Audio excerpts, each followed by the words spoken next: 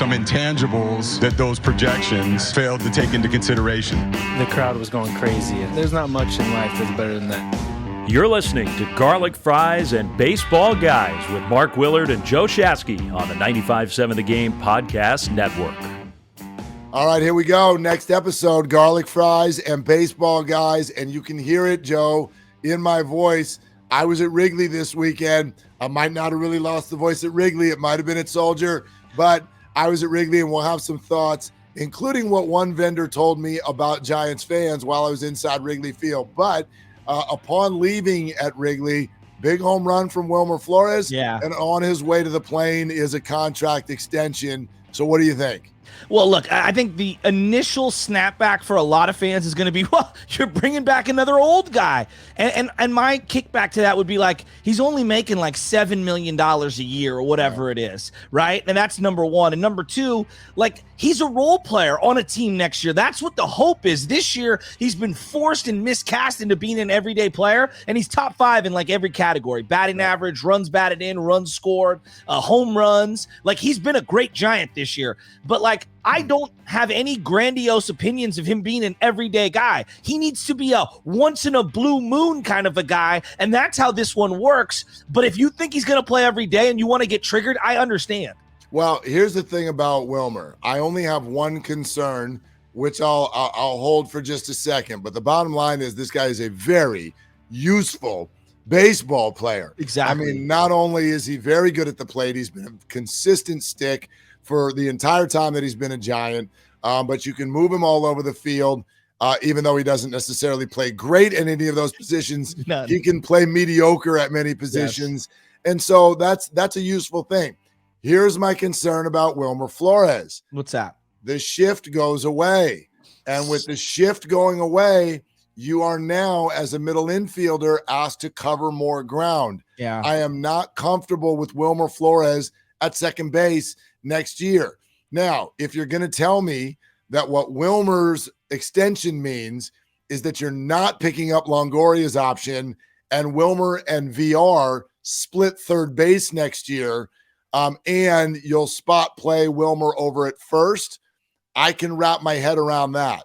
But if you're keeping Longo and Wilmer's going to be a big option for you at second base, I have defensive concerns. No, that's a total great nuance that you picked up on, because that was something that was approved between now and, or I guess today, in the last episode that we had, was that they're going to have bigger bases, so slightly less distance between each base, making hopefully more action on the base pass, but also we're eliminating the shift. You got to be inside the outfield grass, 2 guys on the left of second, 2 guys on the right of second. Totally fair, because he does not play second base well, and he can't throw. I mean, he literally cannot throw outside of like lobbing a rainbow over to first base.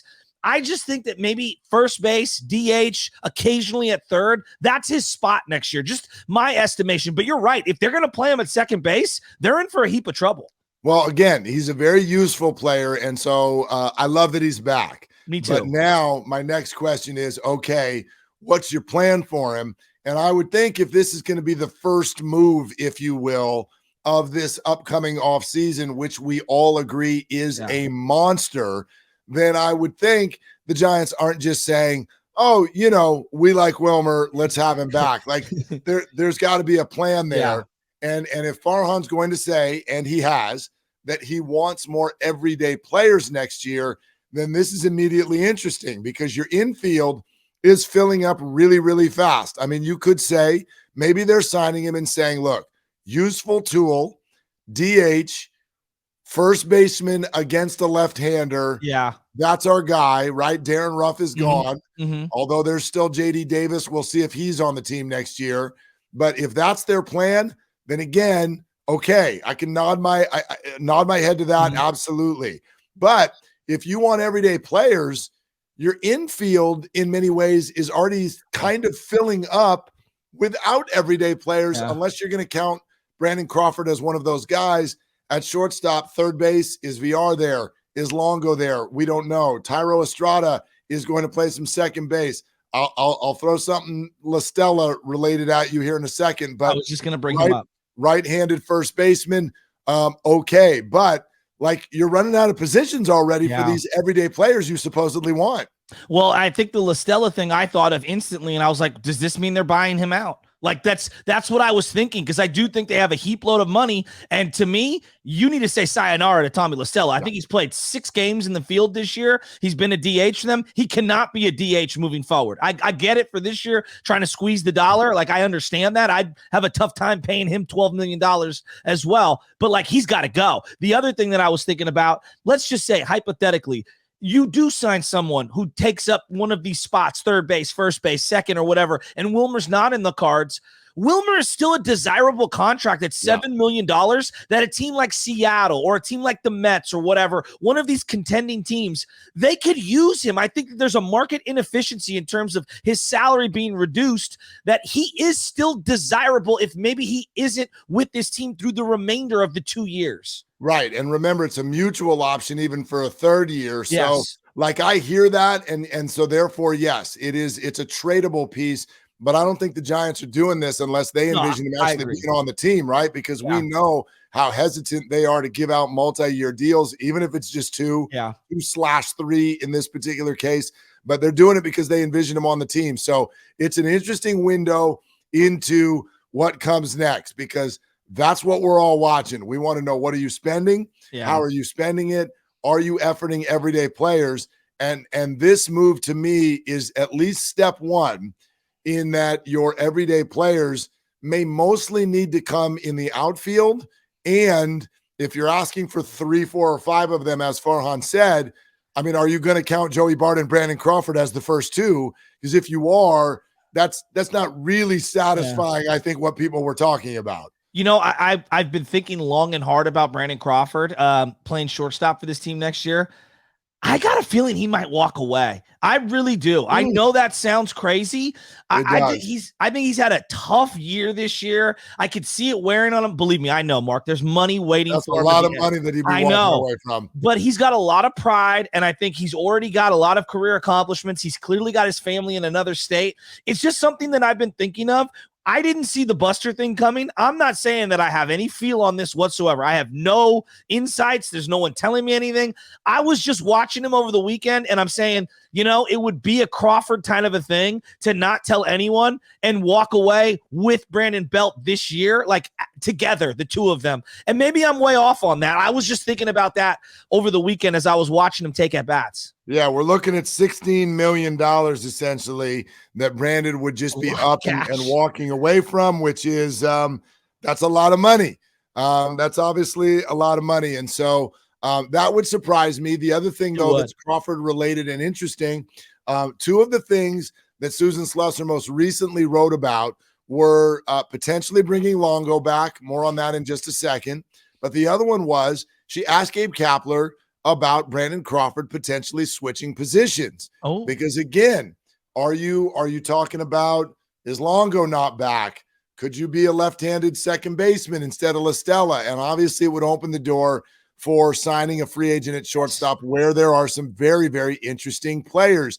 And Gabe's answer was not definitive but also not dismissive. Not dismissive of the idea, respectful in that if you know, he started with, look, Brandon's a shortstop, but also said toward the end of a career is when that stuff starts to come into play, and it would need to some degree come from Brandon or be endorsed by Brandon. And so, you know, it was an answer that was not definitive, but again, did not take it off the table. I guess the question, though, it sounded like needed to be asked of Brandon before it's asked of the organization. Well, and I think that it's unfair for Kapler to be the one to have that conversation with him. To me, it's a Farhan conversation. That's why Farhan was brought in, was to kind of like, hey, day one of the Kapler era, we're subbing you out, Crawford. Remember that? And people lost their minds in that 7th inning. That was multiple years ago. It's interesting that you bring up the position change. If he does have plans on playing into the future, he's got to have the self-awareness to realize, and I get it, Derek Jeter played shortstop his whole career, and Ozzie Smith, those guys are few and far between. The majority, Omar Vizquel, Cal Ripken, Alex Rodriguez, these are the greats of the greats who won Gold Gloves. They all moved positions. Omar moved to second base, A-Rod and Cal Ripken moved to third base, and with the shift, with the shift in play now, maybe there's a little like, hey, I know you got 16 million here, but you could play another 3 or 4 years being a platooner at second base. Listen, I don't see third Am I base. crazy? No, not at all. I actually just imagine it. Take everybody who's listening to us, take a moment, visualize Brandon Crawford somewhere other than shortstop. Third base, that feels awkward to me. It does. And they've got a lot going on over there between potentially Longo, VR, Flores. Does Casey Schmidt make an appearance next year? There's a lot going on there. But could I platoon Crawford and Estrada at second base? You're not going to get anything worse at second base than LaStella from Crawford. Again, and it doesn't feel like the idiosyncrasies of the position at second are that crazy different from shortstop. It's a shorter throw, less range is needed, which is where his body is going right now. It's interesting. It's not off the table to me at all. Well, I'm with you on this, and I keep going back, and I know we're going to get to Longoria in a second. This is why Farhan's here. Like, that was the beginning. I know we've gotten a little muddied, and they had a great year last year, and I'm not taking any of that away from them. But initially, the job was, we've got to have some hard conversations with some of our fan favorites, whether it was Mad Bum, Cueto, like all these guys we were going to phase out. This is part of the job. Right. Absolutely. So I wonder what sort of creative conversations they're having there, because what we do know is at least the effort is not going to be platoon here, platoon there, platoon everywhere next year. And so with Flores in the fold, it leads to how is the rest of the infield puzzle going to figure out? And I'm with you. I don't think Tommy LaStella is on the team next year. I think they're already showing their hand in terms of how much they're not using him here down the stretch. Absolutely. And it's refreshing. I'm like, great. I understand why you did, but now let's turn the page and let's stop wasting at bats. The last thing I'll say about this, when it comes to Crawford switching positions, second base, whatever, it's just they need to shake things up. And the way free agency is right now, you cannot guarantee that all these outfielders, because there's only a couple of them out there, Aaron Judge being one of the big ones, they might not hit free agency. They might not want to come to you. Now, there are 5 guys at shortstop, not the burger joint, 5 guys coming out of shortstop, Tim Anderson, Bogarts, like, you know all the names, Correa. Trey Turner. And so to me, like, that's why this is a conversation. If there was only 1 or 2 guys coming out in free agency, I'd say, you're probably not going to have to turn that stone over. But because you have a legitimate chance to get one of these 5 guys and you need youth, that's why I think this is a realistic conversation. Well, I also think that the Giants have turned their back on the defense, the defensive side of second base for 3 years now. Good point. And that was because the shift was there and you didn't need to cover very much ground. You had people flanking your left and right shoulder. And now you need a better athlete at second base. No Donovan Solano, no Wilmer Flores. Even Tyro has been questionable. I'd love Brandon Crawford's glove over at second base. I think that would be fantastic. Me too. Yeah. And then him turning 2, this is the other thing. Jeff Kent, I think, had an underrated strong arm turning 2. Can you imagine Crawford coming across that bag to turn 2? I mean, he's such a bigger body and he's thicker and he's got such a great arm. I mean, I think he'd be a perfect fit there. Yeah. So that's one to watch for sure.